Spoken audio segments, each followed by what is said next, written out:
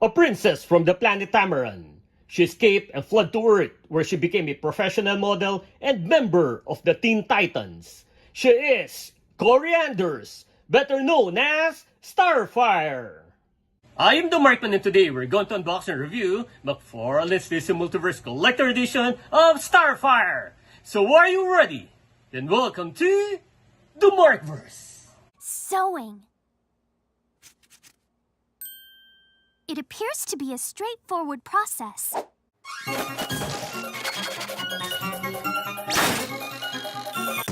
Now, let us see how I have done. Glorborger! It's hideous!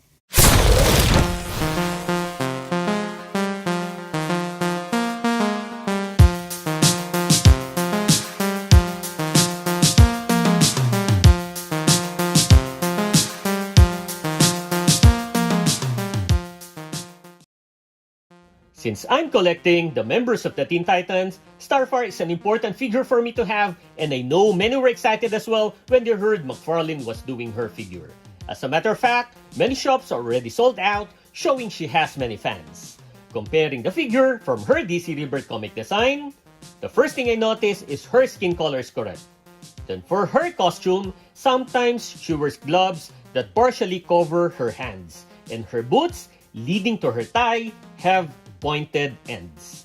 But there are times, like her figure, when she is wearing gloves covering her entire hands and the boots have straight ends. Aside from that, I guess everything is the same with her figure. So I conclude that this has an accurate design. Let's now take a closer look.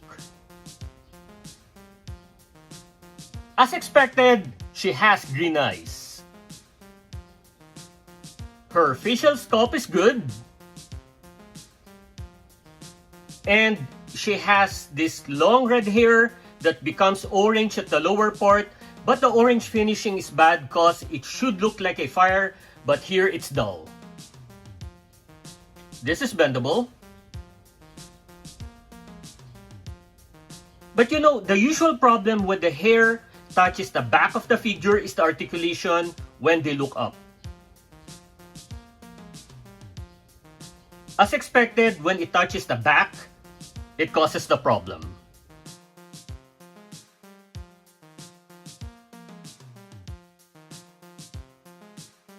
She has vibrant purple colors and its shading is precise. This seems to be a clean figure. No paint issues. She's really nice to look at because of her body proportions are right. She is considered one of the sexiest heroine characters, so this should exhibit in her figure as well. She has this round green gem which is a signature of her costume.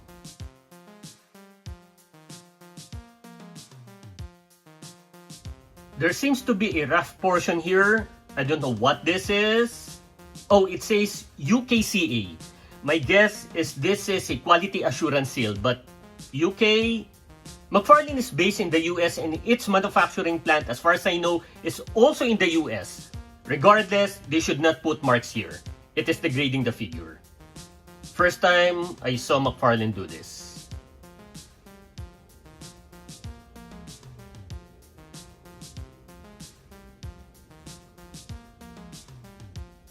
Now, one issue when I purchased DC Multiverse female characters wearing heels, I have a problem standing them straight due to the soles having less surface.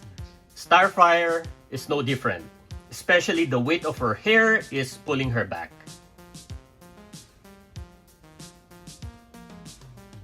Let's lean her to the wall.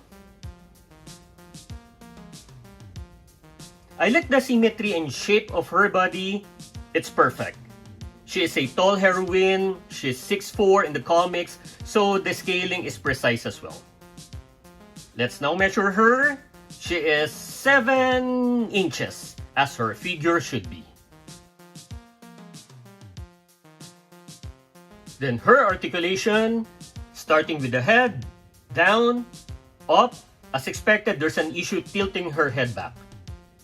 then side to side, the arms, lateral raise, we have full rotation, we have bicep swivel, double jointed elbow, full wrist motion.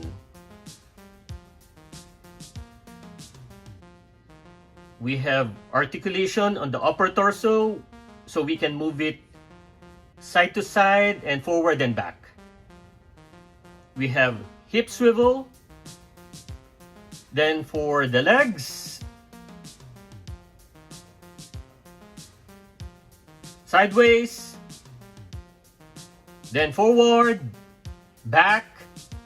Based on McFarlane standards on leg articulation, this is quite better than the others.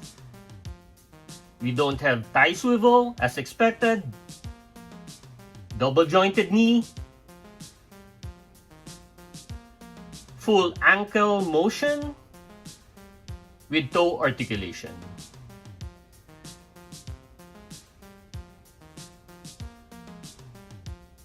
Now for accessories, we have two green energy effects. We just insert her fist here. Not many details here. At least they included a flight stand rather than the base, cause Starfire can fly. Let's connect it first. Then the card. This is distinct from the regular card since this is a collector edition. It's the silver colors that made it distinct. Then the comparison. Batgirl, Catwoman, and Harley Quinn.